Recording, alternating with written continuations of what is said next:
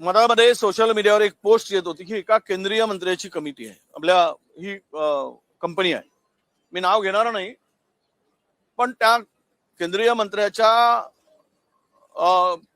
एका कंपनीकडून हा व्यवसाय सुरू असल्याची माहिती सोशल मीडियावर खूप मोठ्या प्रमाणात आली. मीडियामध्ये नव्हती ती, त्यामुळे आम्ही त्यावर थोडा सर्च केला आणि सत्य परिस्थिती जाणून घेतली. ते तथ्य आहे.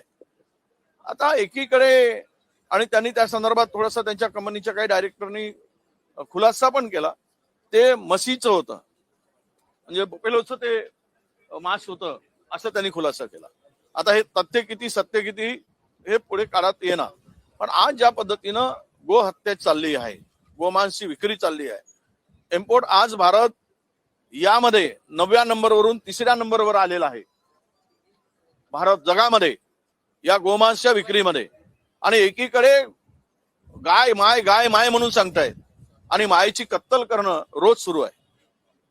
हे कुठल्या धर्मात मोडते आहे, कुठल्या संस्कृतीत मोडते आहे? आणि नाव तरी यांना अधिकार आहे का हिंदू धर्माची संस्कृती सांगण्याचा आणि गायीचं नाव घ्यायचं? नाव गायीचं घ्यायचं ना, गायीला आई म्हणायचं आणि आईचीच हत्या करायची, हे सरसकट सुरू आहे.